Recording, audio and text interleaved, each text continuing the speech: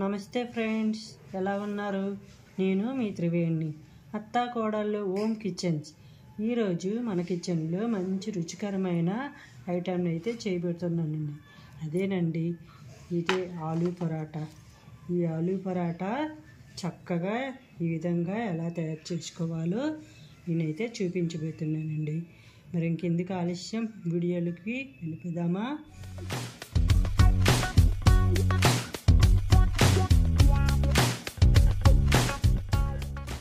ఆలూ పరాటా కోసం ముందుగా నేనైతే దుంపలను 500 గ్రాముల దుంపలు తీసేసుకున్నాను.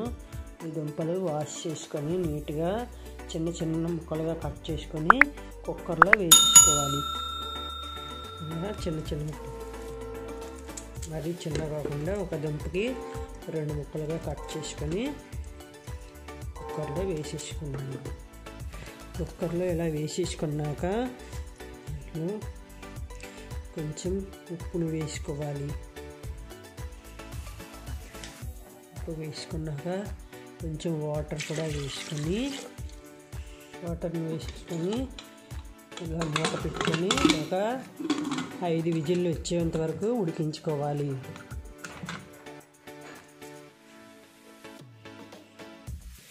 ఈ దుంపలు ఉడుకుతుండగా మరోవైపు ఒక 2 కప్పుల వరకు గోధుమ పిండిని తీసుకోవాలి. 2 లేదా 3 కప్పుల వరకైనా తీసుకోవచ్చు, మీ ఇష్టం. మీరు ఎంత చేసుకోవాలనుకుంటే అంత పిండిని తీసుకోవచ్చు. నేనైతే 3 కప్పుల వరకు గోధుమ పిండిని తీసుకున్నాను. గోధుమ పిండిని ఇలా తీసుకున్నాక ఉప్పును వేసుకోవాలి. ఉప్పును వేసుకున్నాక ఇలా అంతా కలుపుకోవాలి.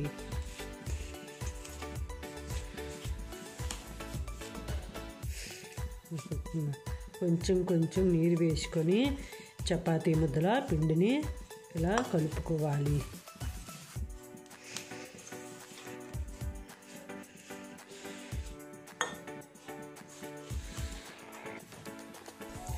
ఇలా చపాతీ ముద్దల ఇలా మూతిగా కలుపుకున్నాక కొంచెం పైనుంచి ఆయిల్ని ఇలా వేసేసుకొని మరి కొంచెం ఇలా కలుపుకోవాలి. ఈ చపాతీ ముద్దను మరీ గట్టిగా కాకుండా మరీ పలచగా కాకుండా ఈ విధంగా కలుపుకోవాలి. ఇలా కలుపుకుంటే ఆలూ పరాటా అనేది చక్కగా మెత్తగా వస్తుంది.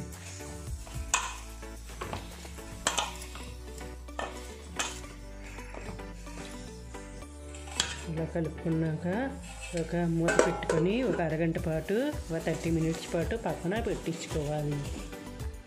ముందుగా దుంపలు అయితే ఉడికించుకున్నాం కదా, ఈ దుంపలన్నిటినీ పైన పొట్టు తీసి ఈ విధంగా చూసుకోవాలి.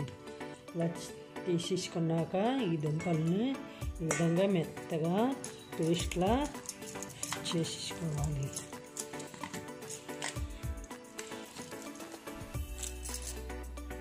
ఈ విధంగా పేస్ట్లా తయారు చేసుకోవాలి.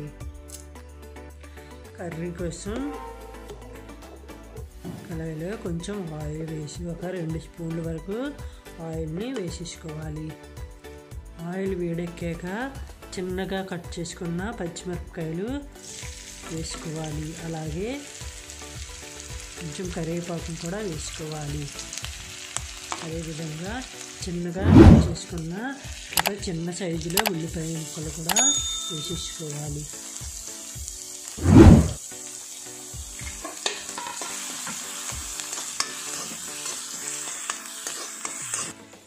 ఆనియన్స్ కొంచెం లైట్గా ఫ్రై అయ్యాక అల్లం వెల్లుల్లి పేస్ట్ని కూడా వేసేసుకోవాలి.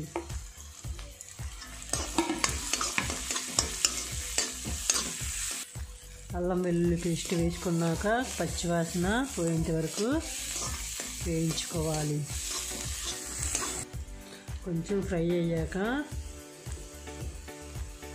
చిటికెడు పసుపు, అదేవిధంగా ఒక 1/2 చెంచా వరకు కారం కూడా వేసేసుకోవాలి. ముందుగా మనం పచ్చిమిరపకాయలు కట్ చేసుకున్నాం కదా, నేనైతే కొంచెం కారంని వేసేసుకున్నామండి. మీకు ఎంత కావాలనుకుంటే అంత కారంని వేసేసుకోవచ్చు. అదేవిధంగా ఒక అర చెంచా వరకు జీరా పౌడర్, ఒక అర చెంచా వరకు ధనియాల పౌడర్ని కూడా వేసేసుకోవాలి. వేసేసుకున్నాక ఇలా అంతటిని మసాలా అంతటిని కలుపుకొని మరి కొంచెం వేయించుకోవాలి. ఇలా వేగాక మెత్తగా పేస్ట్ చేసుకున్న ఈ దుంపల పేస్ట్ని కూడా వేసేసుకోవాలి.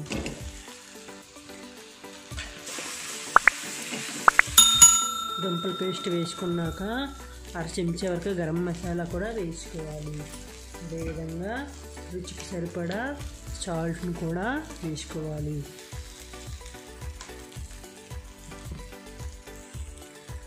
వేసుకున్నాక కర్రీ అంతటిని ఇలా ఈ విధంగా కొంచెం కొత్తిమీరను కూడా వేసేసుకోవాలి. కొంచెం వేగాక కర్రీ అనేది స్టవ్ ఆఫ్ చేసుకొని కొంచెం కర్రీ చల్లారనివ్వాలి. కర్రీ చల్లారేలోపు ముందుగా మనం నానబెట్టుకున్న ఈ చపాతీ ముద్దను చిన్న చిన్న మళ్ళీ ఒకసారి ఇలా కలుపుకొని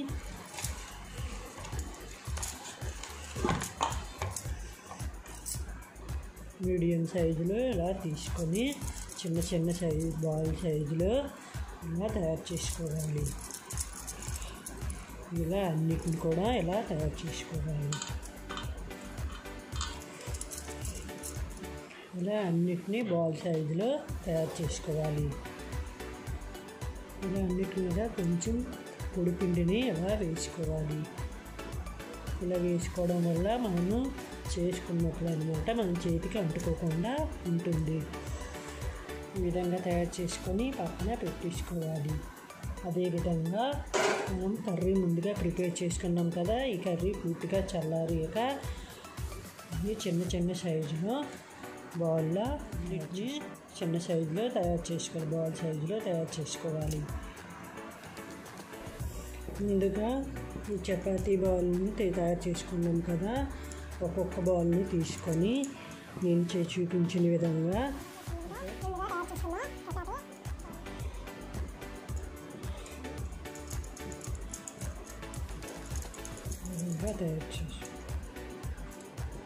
ఇలా తయారు చేసుకున్న పైనుంచి కొంచెం పొడి పిండి వేసుకొని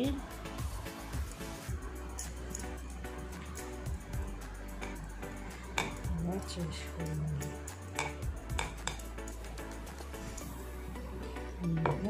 మెల్లిగా ఇలాగా చపాతీ సైజులో మెల్లిగలాగా రుద్దుతూ ఉండాలి. మరీ గట్టిగా రుద్దకూడదు, మెల్లిగా రుద్దుకోవాలి.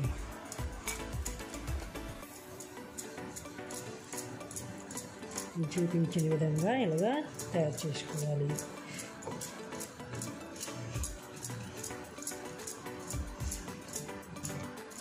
మరీ గట్టిగా రుద్దుకుంటే ఈ చపాతీ అనేది పీటకి అంటుకుంటుంది. అలా అంటుకోకుండా మెల్లిగా స్మూత్గా ఇలా నేను చూపించిన విధంగా రుద్దుతూ తయారు చేసుకోవాలి.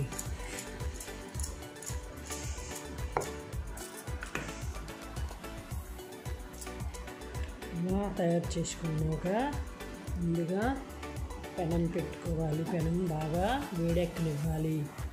పెనం వేడెక్కాక ముందుగా తయారు చేసుకున్న చపాతీ ముద్దను కూడా వేసుకోవాలి. వేసుకున్నాక బాగా కాలనివ్వాలి. లో ఫ్లేమ్లోనే వేయించుకోవాలి. ఒక పక్క కాలేక ఇలా తిరిగేసుకోవాలి. ఇలా తిరిగేసుకున్నాక పైనుంచి కొంచెం నెయ్యిని కానీ లేదా ఆయిల్ కానీ లేదా బటర్ కానీ వేసుకొని రెండు వైపులా ఇలా వేసుకొని ద్వారగా వేయించుకోవాలి.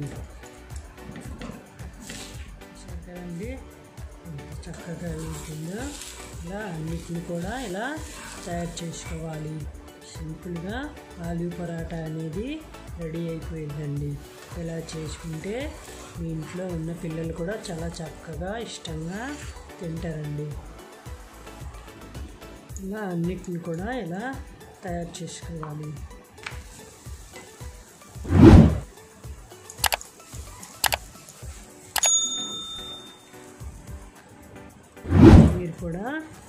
నేను చెప్పిన విధంగా మీరు కూడా ట్రై చేయండి.